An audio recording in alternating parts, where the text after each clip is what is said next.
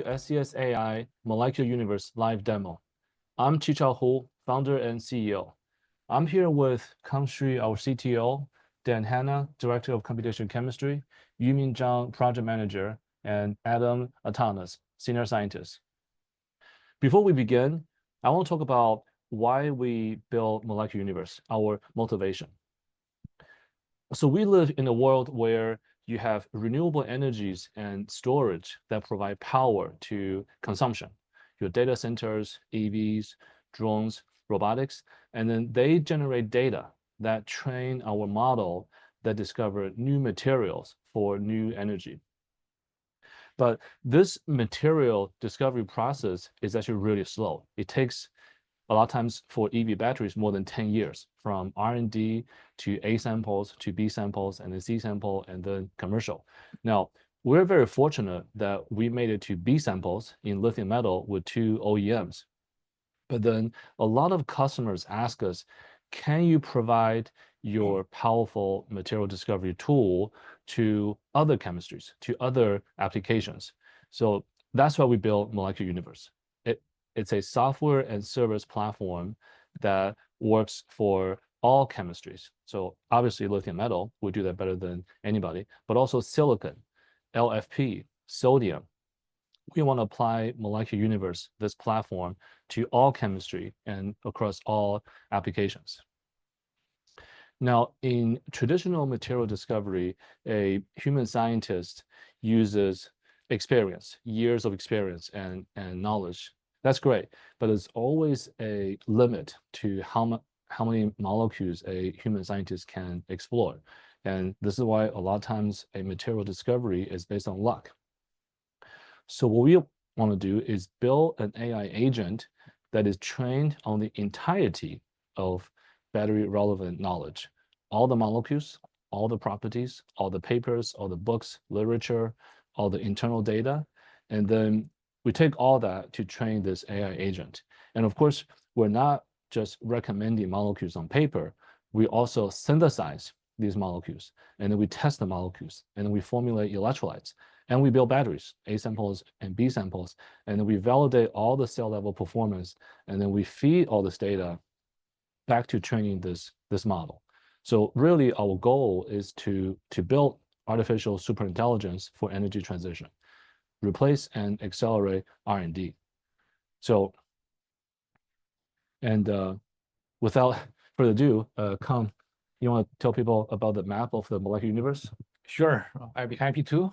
So as Chichao mentioned, in the past, human scientists has been searching new materials and new molecules on the basis of serendipity. And that way is by no means exhaustive and not right now. So we want to change that. That's the whole purpose of this molecular universe, by which we calculated over 100 million molecules. That's a tiny fraction of the whole molecular universe, but already orders of magnitude larger. And how can we do this? Helped by the hardware developed by NVIDIA GPUs, helped by these new software techniques, accelerations, AI machine learning by our partner again, NVIDIA and others.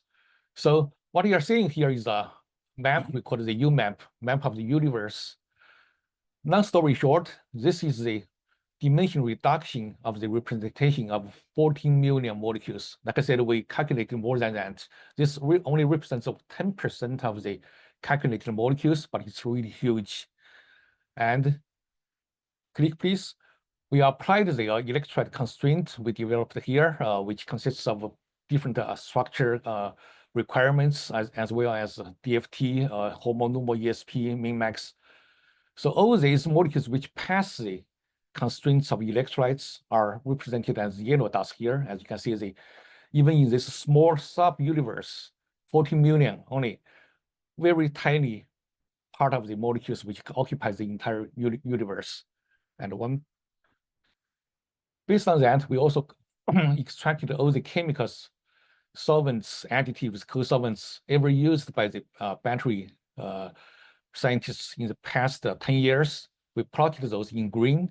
As you can see, that very tiny fraction of the universe, even this sub-universe, is occupied by the chemicals explored by human being. So that shows us that there's still huge space, chemical design space out there, remained untouched area by human being. And all we can do today, assisted by the software and hardware advances, by machine learning and artificial intelligence techniques, we're able to explore this molecular universe in a much more exhaustive and rational way. On this map, we also overlay the most known chemical compounds, as you can see here, ECPC, DMC, and some fluorines. They are all clustered together by the structure similarity. But this map, what this map provides with us is that not only you can search for molecules with a similar structure, but also molecules which are very different in structure, but with very similar properties. So I would hand this to the project manager, Yuming. She will introduce you to the user interface of the molecular universe, which is based on this UMAP representation. Thank you, Kang. I hope user can see my screen right now. So on the this is our molecular universe main page. This is actually very easy to find this main page. So this will be linked to our SES AI MIG website. You can just directly go to molecular universe and find our service here. So in our molecular universe, we have four main features. The first one is map, second one is ask, third one is search, and fourth one is filter. So we're now at the map feature. As you can see in the center, we have this map, and this map is a very interesting. So this is the way we help user to visualize millions of molecules and in an interactive 2D way. And we use technique called UMAP. So Dan, do you want to introduce a little bit more about UMAP? Yeah, sure. So I can start by talking a little bit about what the motivation for this map was. So if you imagine that you wanted to explore the United States, but you only had a budget of 10 cities to visit, you would, if you didn't have a map, there'd be a chance that maybe you just picked 10 cities all on the East Coast, for example, and then you didn't really get a sense of what kinds of things were around the entire country. So the reason we initially built this map at SES was actually to ensure that we were kind of adequately exploring this molecular universe. And what we really needed to construct that map was a way of measuring distances. So just like when you're building a normal map, you might need to know how far apart two cities are. We needed a way of quantitatively measuring how far apart two molecules were. And so the thing that sort of provides that for us is a tool called a molecular fingerprint. And a molecular fingerprint is actually 512 numbers that characterize a molecule. So what that means is that on the back end, each of these data points that you're seeing is actually 512 numbers that describe each individual molecule. And that 512 sort of dimension is a lot, but that's actually what's required to capture sort of the richness and complexity of structural chemistry. The issue is that humans can't really visualize or reason in 512 dimensions. And so like Yuman mentioned, we applied an algorithm called the Uniform Manifold Approximation and Projection, or UMAP for short, to take those 512 dimensions and reduce them down to 2, something that we can visualize. And indeed, that's exactly what you're seeing here on the Molecular Universe website. But the magic of UMAP is that it does that dimensionality reduction in a way that preserves both global and local distances in the higher dimensional space. So what that means roughly is that when two data points on this map are close together, they are structurally and chemically similar. And likewise, when they're very far apart, we expect them to be very structurally and chemically distinct. So this is really like a Google map, but it is for chemicals, right? Exactly, that's right. Yeah, so there's some features to our UMAP here. So our users can actually hover around the UMAP. You can see when I rest my mouse in a molecule, you can see the molecular card information pop out. You can read there are homolumo levels, molecular weight, and other informations. And you can also zoom into area, like you can do for a Google map, and try to discover the treasures here. So and then I think there's another interesting thing on this map is we use a different color to represent clusters. So clusters means that molecules have a structural similarity. Can you tell us a little bit about how we clustered them? Yeah, absolutely. So as you can see, the scatter plot actually naturally stratifies into these different clusters or islands or continents. And what we find on manually inspecting these is that they are grouped in ways that fundamentally make sense to a human chemist. And so you might see that, for example, carbonates are in a particular cluster, and you might find ethers in a different cluster. And so ultimately, we wanted a way of sort of automating this and using those sort of cluster labels for further sorts of exploration and data set building. And so what we did is we applied something called a clustering algorithm. And the results of that clustering algorithm, which basically endeavors to automatically discover the natural divisions in the data, are actually what's driving the different colors for each of these islands on the map. And so one thing that we did after we sort of applied this clustering algorithm was we sat down with human chemists and experts in the field, and we reviewed what types of molecules we can expect in each cluster. And so that's what this cluster descriptions guide is providing on the bottom right here. Yeah, so I find actually cluster 9 is very interesting one. If you remember the slide that Kang just showed, cluster 9 has a high population of molecules that could be battery relevant. So for users, you can just go to the cluster 9 here. You can see this is largely populated by non-aromatic monoacylic sulfones. So that is an interesting feature for our map as well. So this is about map. And the next feature we have is ask. So ask is a very natural way for users to interact with our giant database. And so this is the map. We have the map, and now this is our navigation system. So Adam, could you tell us a little bit more about ask? Yeah, be happy to. So yeah, so under the analogy of sort of map being sort of Google Maps, where you can just sort of like zoom in and out on like a different country. If you're in a country, you might want to know things like, what are good places to eat around here, or, things of that specific nature. You might want specific details on what parts of the map should I be looking at.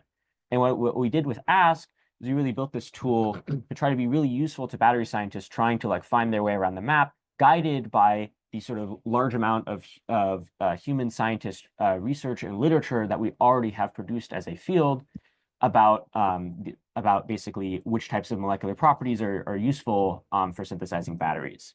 So basically, Ask is sort of comprised of sort of three key components: literature search, large reasoning model, and integration with the molecular universe map.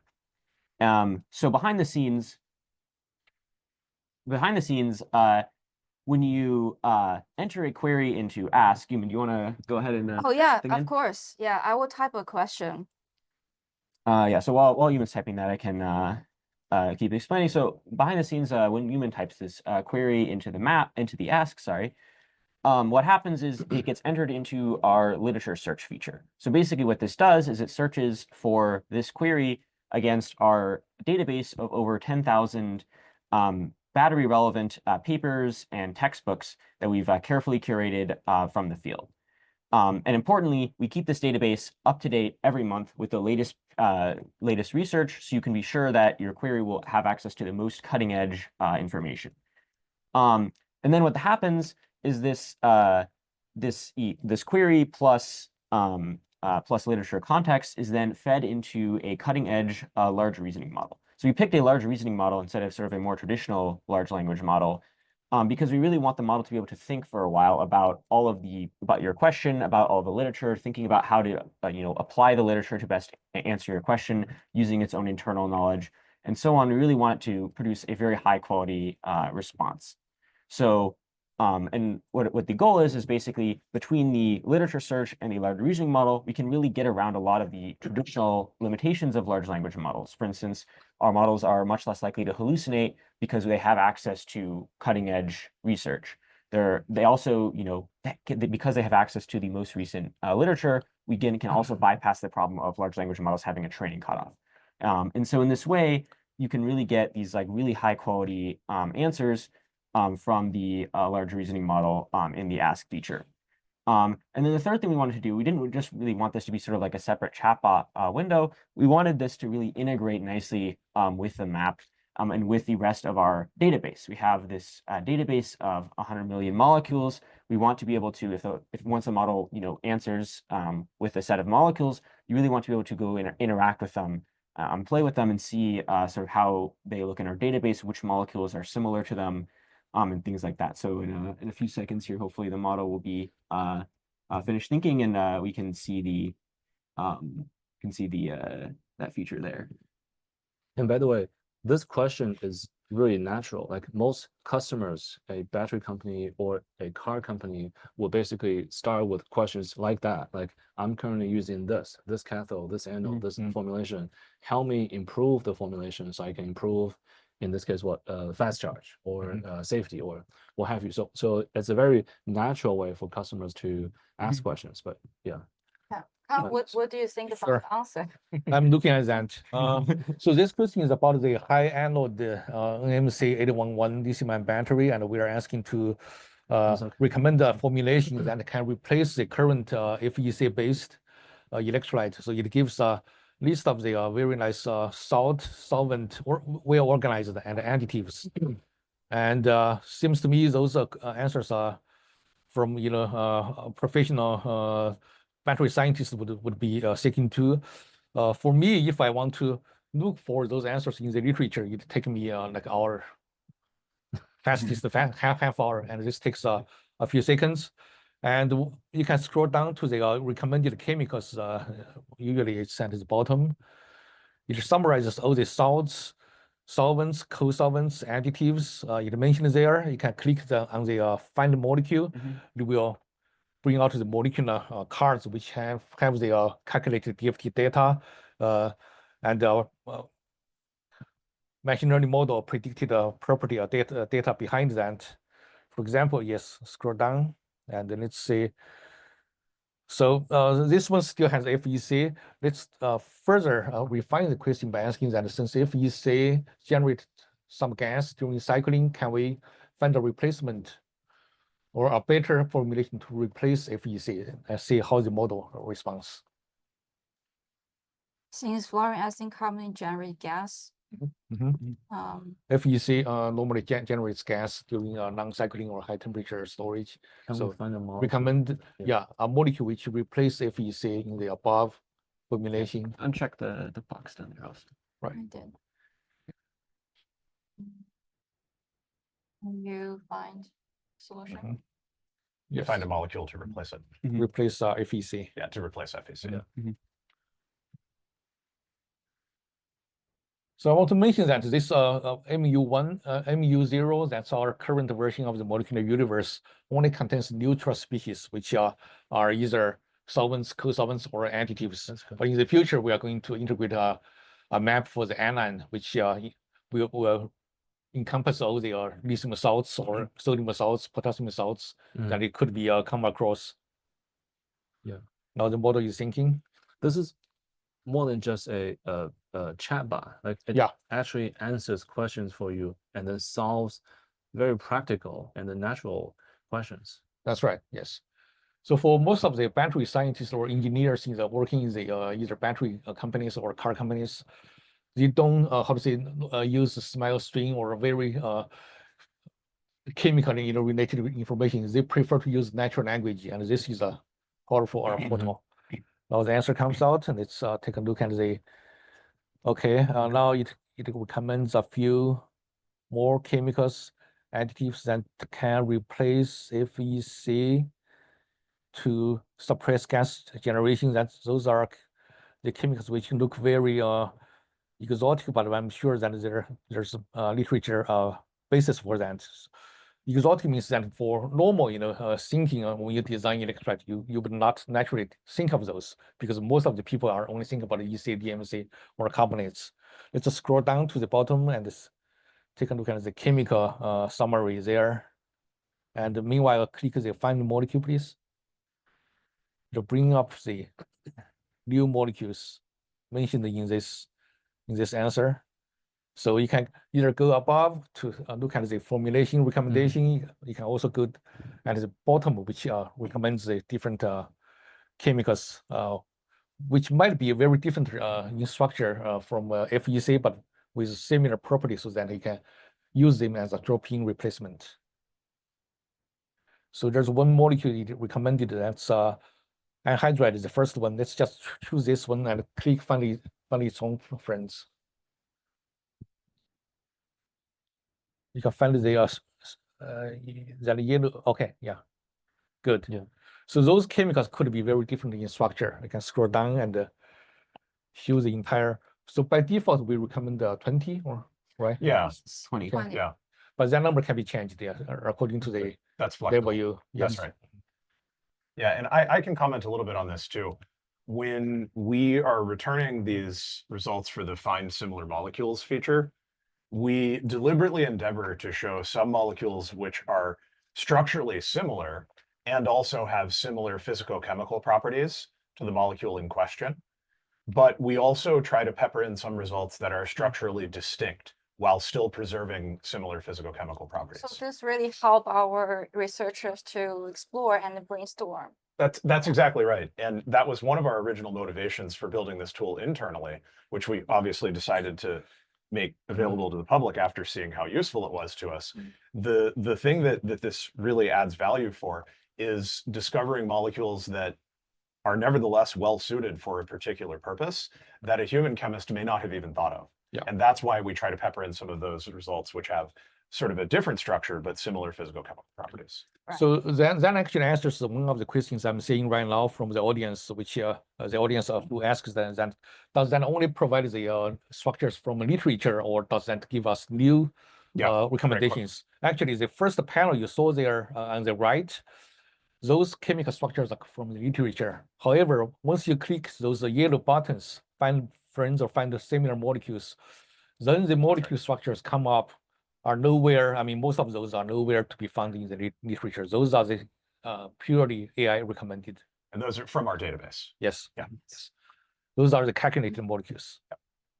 So basically, from a customer's perspective, the customer may not be familiar with molecules. It might be a car company, might be a battery company, and then they start with this question in natural language: improve the fast charge of this particular chemistry, and then it will answer it by looking through all the literature, providing answers from the literature, but then also recommend new molecules in this broader molecular universe that are similar to the answers. Yeah. So By comparing the properties. yes. So first it gives a known answer, and then it provides recommendations of new unknown but similar molecules. Yes, exactly. So how about we move on, and we'll come back to ask to use our audience question later. Yeah. Okay. So the third feature we have is called search. And search is a way for our users to easily access our database. So in search, we actually take 3 kinds of entries. You can enter, if you know the small string of the molecule you're searching for, you can enter the small string directly.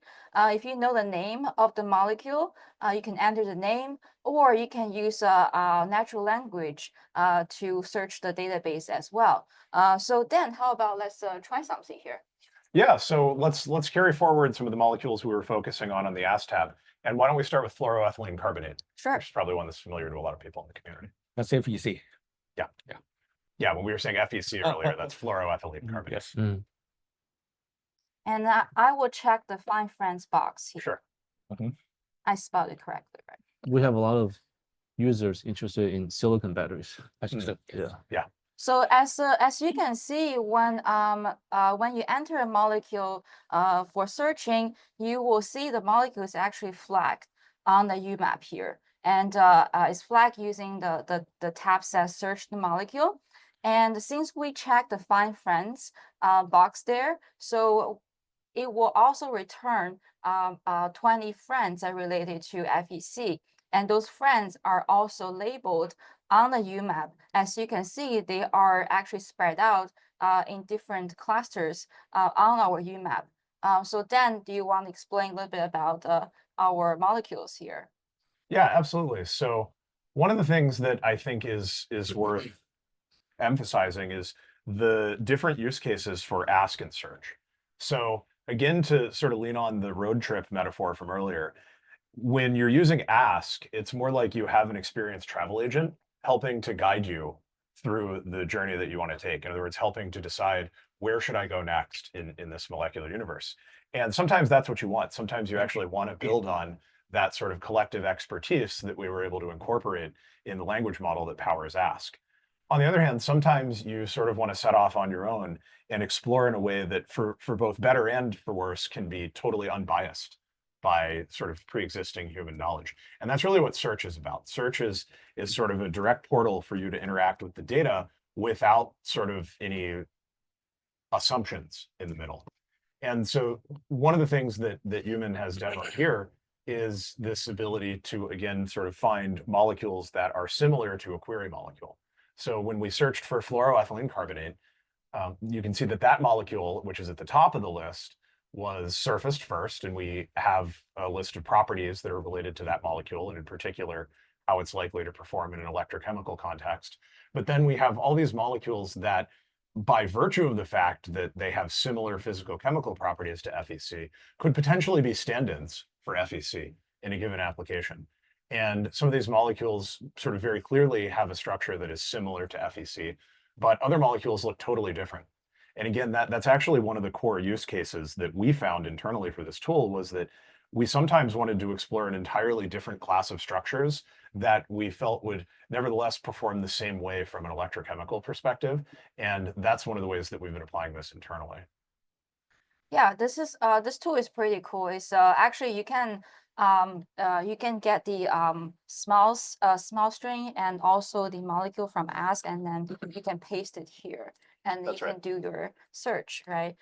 So I also want to demo the how user can use a natural language. How about we try that?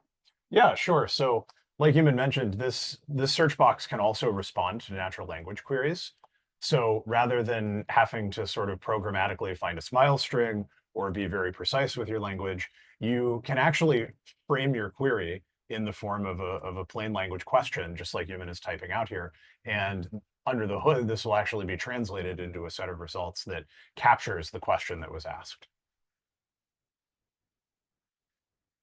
Yeah, so as you can see, I said I listed, I wanted to see 5 molecules that have HUMO level lower than -7 eV and the LUMO level above -1 eV. So it does give me 5 molecules. If you want to know more about the 5 molecules, you can actually copy the small string and enter to the search entry, and you click on the find friends, it will also find friends for those molecules as well. Right. So this is a very powerful tool. As you can see, those molecules are also plotted on the UMAP.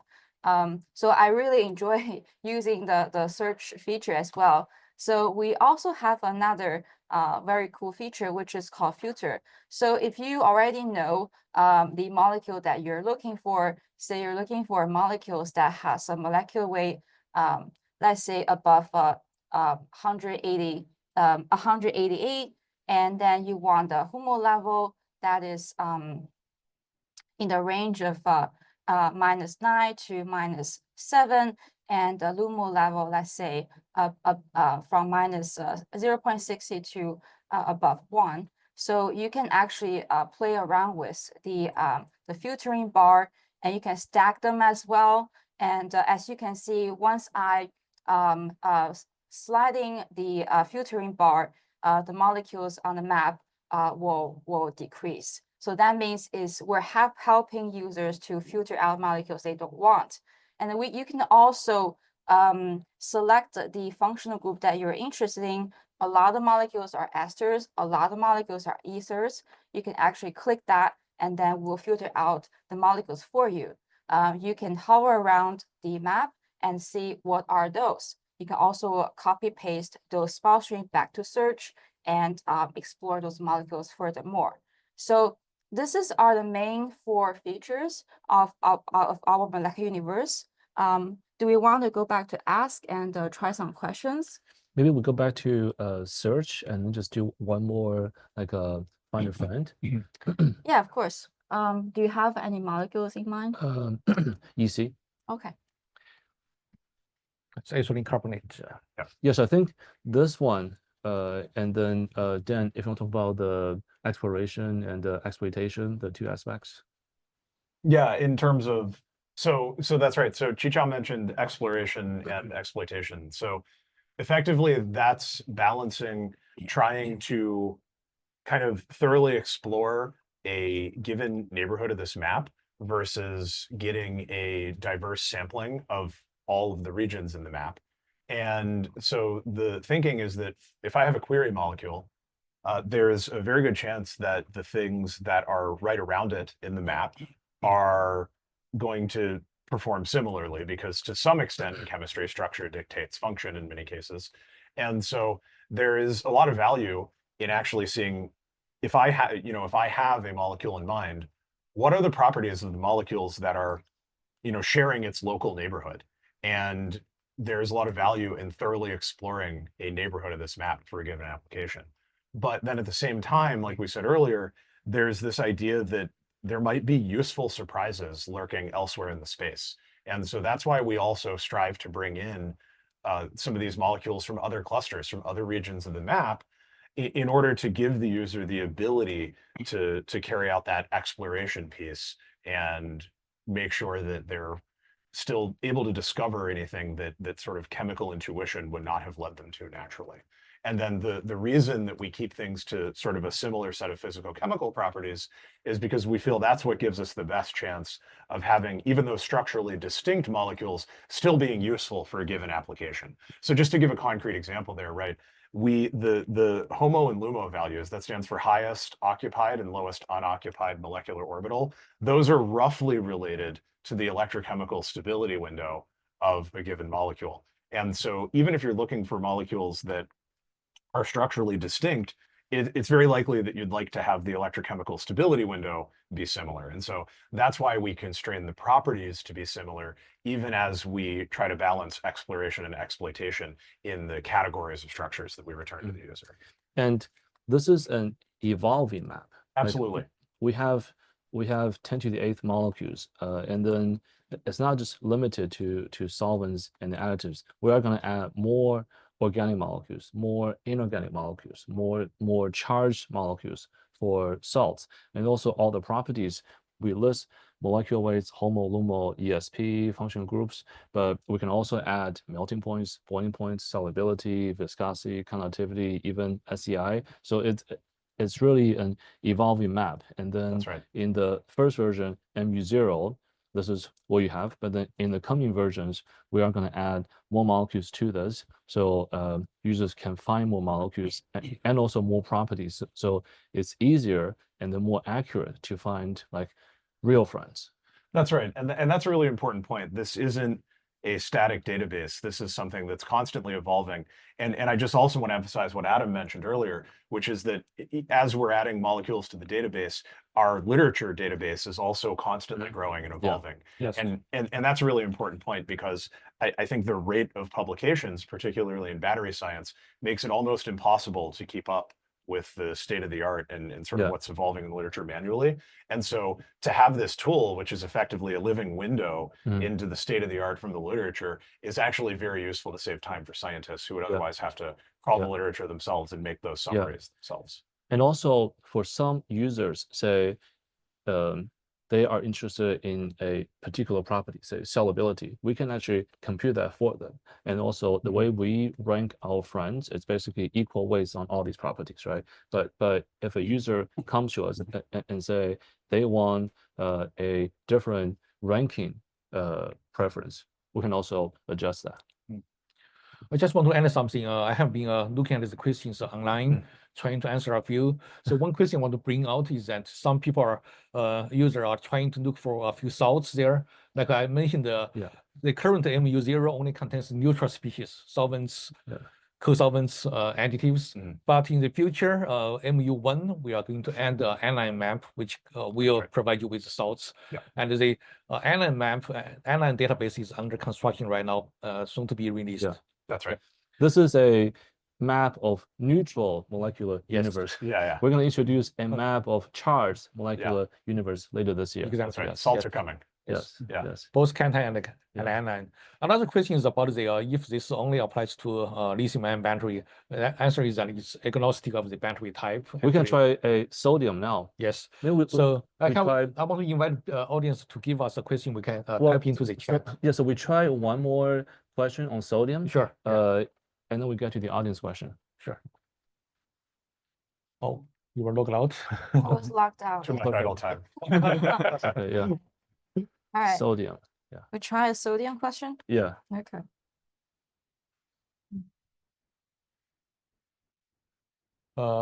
Recommend the electrolyte for sodium-ion battery consisting of hard carbon anode and let's say sodium iron phosphate cathode that can support fast charge and low temperature operation, which we can just adjust the requirement in the question. Is this the question? Yes, good. Yeah. Yeah. Okay. Yeah. Let's see. I actually wish I could have this tool while I was doing PhD. I wish I had that, which was 30 years ago. Yeah. But we tried this for silicon, for LFP, and now it's sodium. Yeah, we did try this for Yeah. different chemistries. Oh, So we got an answer. Let's take a look.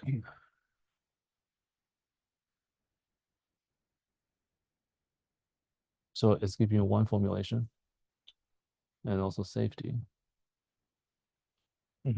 Yeah. Because we specifically Yeah, asked yeah, for one yes. formulation. Yes, yeah. Okay. And sometimes in the prompt, the more detailed the question we ask, like the more information about the cathode, the anode, the charge rate, discharge rate, voltage, the more specific it's going to answer the question. Yes. Scroll down to the bottom and take a look at the chemicals. Okay, you can try find those molecules and show those the molecular cards. Right, EC is still our favorite, but sodium-ion battery doesn't confine to EC. You can use also PC because there's no graphite there, and a bunch of different additives and salts. But again, salts cannot be shown here. It will be in the future MU1. That's right. Yes, we're constructing the anion map, and possibly for the cation map in the future for ionic liquid discovery. Yeah. Good. Now, should we go to the audience question? Sure. Okay.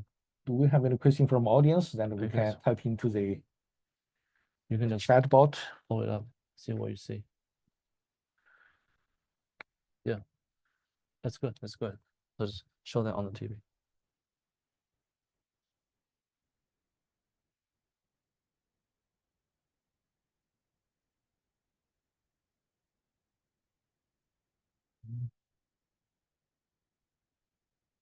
You have a question now? Which one you Do you have a question? Also, Some of the lot- questions are too yeah. general. Yeah. a lot of questions. Let's focus on questions for this molecular universe tool first.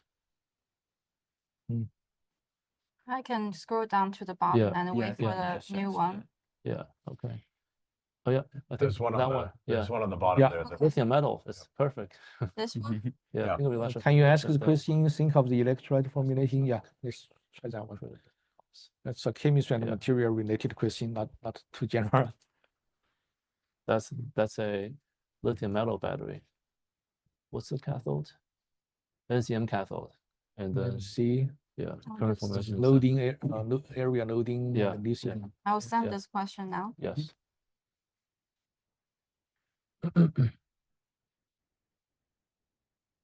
Windows opening up.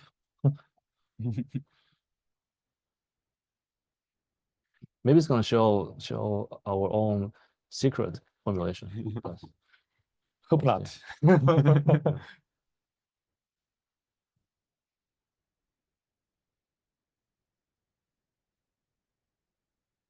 So while this thinks, I can speak to one of these questions. So Mm. there was a question about whether the molecules in the database are real and stable. The short answer is yes. So in the current version of the database, all of these molecules are real. And so we also have verified their stability on the back end through physical simulations and calculations. Eventually, we do endeavor to expand this database to include molecules that may not have yet been synthesized. So we can sort of expand the discovery potential of the database. And when that happens, we'll apply that same level of computational scrutiny to those molecules to verify that they are at least stable, even if they haven't been synthesized yet. The answer is here. Seems it recommended the local high concentration electrolytes with TFEO, FDMP, and see if we can find those molecules and directly go to the bottom. Yeah.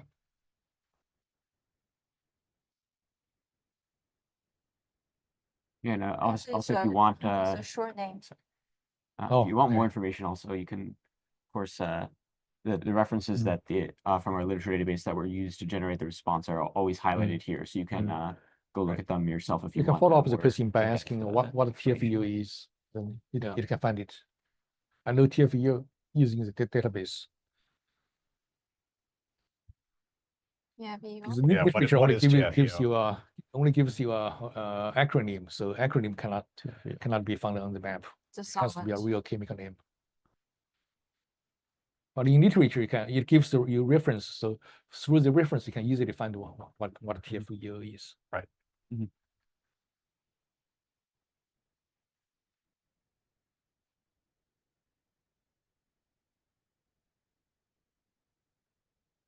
Those literature links are very useful for students who want to study more about Right. the, Yes. Yeah.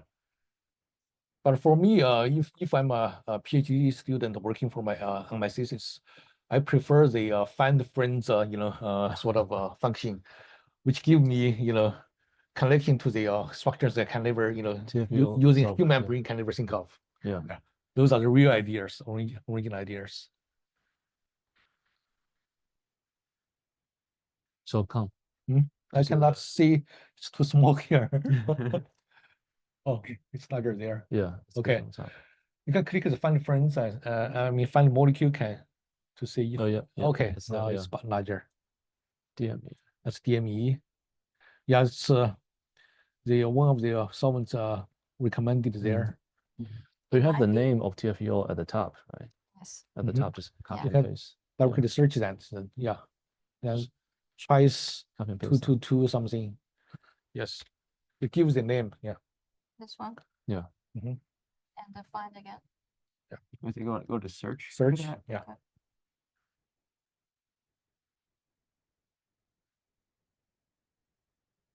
Oh, this is 1 million data set, right?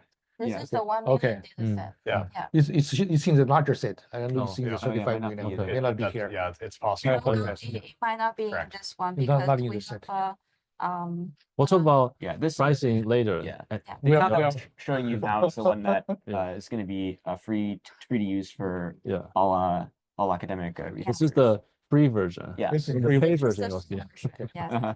Yes. We're showing you the exact same thing Yeah. that you'll get access to. Yeah. Yeah. Maybe a few more questions from the It's audience. quite larger question. Yeah.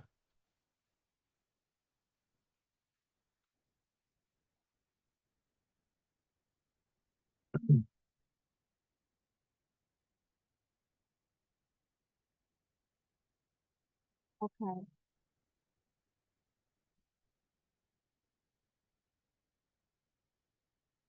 Do we spot any questions here? I haven't. Most of the questions are curiosity about the MU0 itself. If you scroll up a bit, Mhm. Okay. there's for novel battery relevant molecules, not Yeah. how critical is the cost? So that's a sort of a different question, but That. could be mhm. interesting to try, Mm. given OEM preference for commercially viable.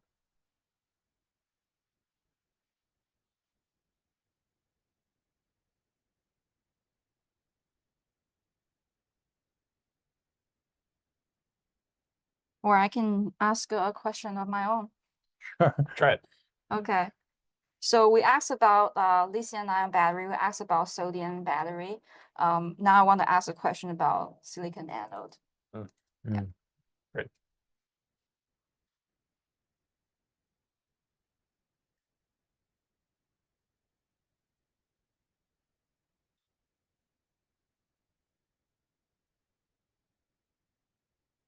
You want to address that one? You guys talk about this reasoning model. Oh yeah, so sure, I can talk about it. Yeah.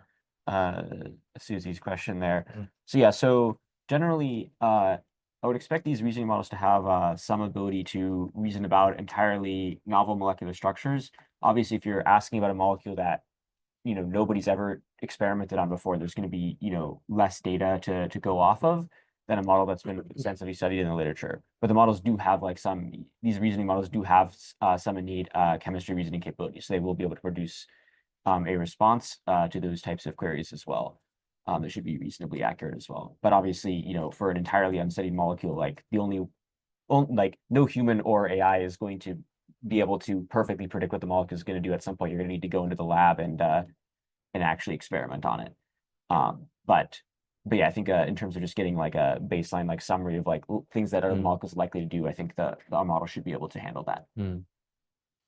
I want to bring out a question asked by the audience here, asking about how we predict. I mean, are those just DFT calculated properties, or are there predicted higher level properties related to the electrolyte solution and the SEI formation? That's a good question.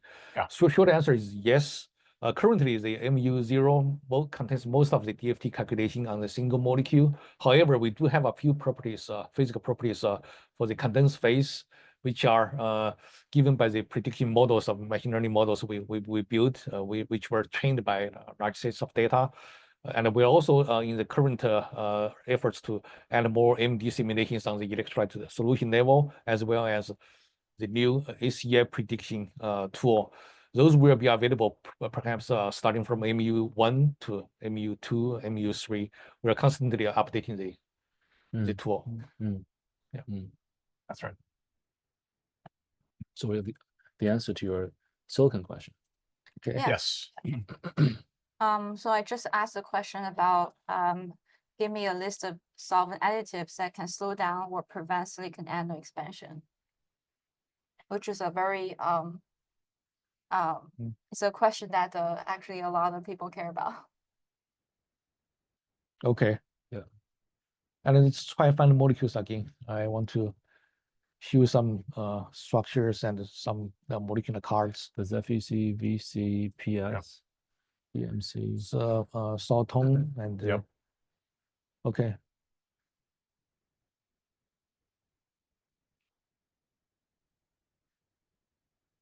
So yeah, some of the structures may not be available in this free version, but they will be in the larger paid version. Yeah. There was one question about, does this work only for non-aqueous? Does it work for aqueous? Well, for aqueous battery, the solvent is already fixed. That's water, right? You don't need to search that. The only thing you need to search is the salt anion, which will be in the anion map we are building. Okay, good. Yes. Good. I think maybe we have time for just one other question, and then we cover the pricing. Okay. Let's find one question from audience. I still want to field this question from audience. Can we pick one? Variable DFT functionals, what accuracy?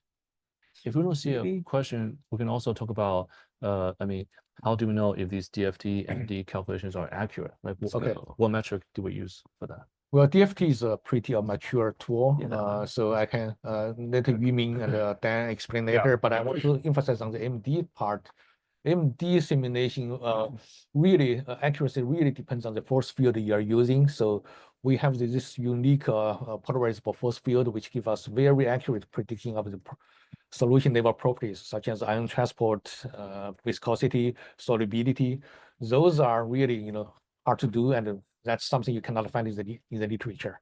So MD data is not available in the MU0 yet. However, it will be available in the later Mhm. versions. For the Okay. DFT, yes. Yeah, so I can speak to the DFT a little bit. So basically, as practitioners probably know, that the sort of quantitative value of, say, the HOMO and LUMO is something that very much depends on the settings that were used to run the DFT calculation. So what's really important in our case is that we essentially correctly order the relative stability of, say, various solvent molecules or various salt molecules once that database becomes available. And so that's something that we have vetted in-house. So basically, we've parameterized these calculations to be mutually compatible across the entire data set and have vetted them for their accuracy in correctly ordering the experimentally measured stability of these solvent molecules in various kinds of testing regimes and data sets. And so we sort of stand by the ability of the parameter sets we've used to render predictions that should correlate with what someone would go and measure in the lab. But of course, it is absolutely true that if someone were to run these calculations using different settings, the absolute values of those HOMO and LUMO numbers may and indeed will be different because they're a property of the exact basis set and functional that's used. We just get answer to the question about slurry mixing for cathode and anode. Yeah, so one of our audience asked our model to make some suggestions for slurry mixing for cathode and anode materials. So here is our answer.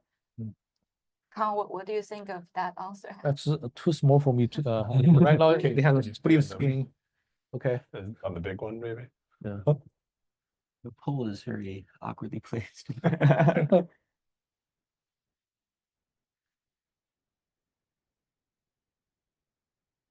So it does give Can you read out the answer? yes, I can read from the answer. So it does give some rule of thumb Okay. for preparing both cathode and anode slurries.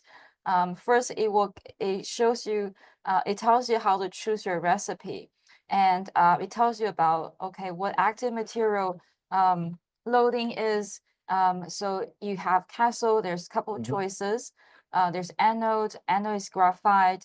And it also gives the weight percentage of the solids, and it also shows you the conductive additive. Yeah. So you have percentage of those, That's a very decent answer. Yeah. and then it also tells you need a binder. So it also tells you what kind of material for that. It I think it's says pretty It's pretty decent. Yeah. specific. Yeah. Yeah. Yeah. and it also gives you the order of The different. calendaring conditions even, Yeah. those are very detailed. Yeah. Yes. So I think for a researcher, you can just look at Yes. this recipe and Yeah. start doing your experiments. Yeah. This actually is more related to the engineering and design, manufacturing design. Yeah. Yes. Our goal is to eventually add, in addition to molecules, but also electrode formulations, cell designs, process, including cathode coating, anode coating, and basically provide this entire tool for R&D. So let's go to pricing tab. And Sure. yeah. So we offer 5 tiers of access to everyone. The first one is anyone with an EDU email can use this for free. And we do have a limit of 100 queries per month. And then if you pay $150 per month per user, then there's no limit. And also $1,000 per month for 10 users, and there's no limit. All these are pure software based, and users can access the 1 million partial molecular universe if you go down. And we also offer 2 servers types. One is enterprise, and then one is joint development. Enterprise, it's basically access to the entire molecular universe, 100 million, 100x bigger database. And this one, we can do on-premise deployment. We can custom compute properties that users are interested. And then we can also add more properties. And we can also, so as part of on-premise deployment, we can also put our navigation model and have the customer input their own data and then train this model with their own data. So we can license our map, we can license our navigation system, and have the customer custom train this so that the answers are even more specific and it's also secure. joint development is basically everything in enterprise, but then we also synthesize molecules, we test batteries, we do the whole thing, A sample, B sample, the entire project. So yeah, basically Molecular Universe first version, MU0 is now live on our website. You can go to SES.ai and then go to products. It's listed there. And we would love to hear from you, your comments, questions, and then hopefully we can make Molecular Universe better together. And as the team mentioned earlier, later this year, we will be releasing new features, new molecules, new properties, more powerful, more advanced navigation tools. So hopefully we can make this even better for everyone. So yeah. Thank you, everyone. Thank you. Thank you.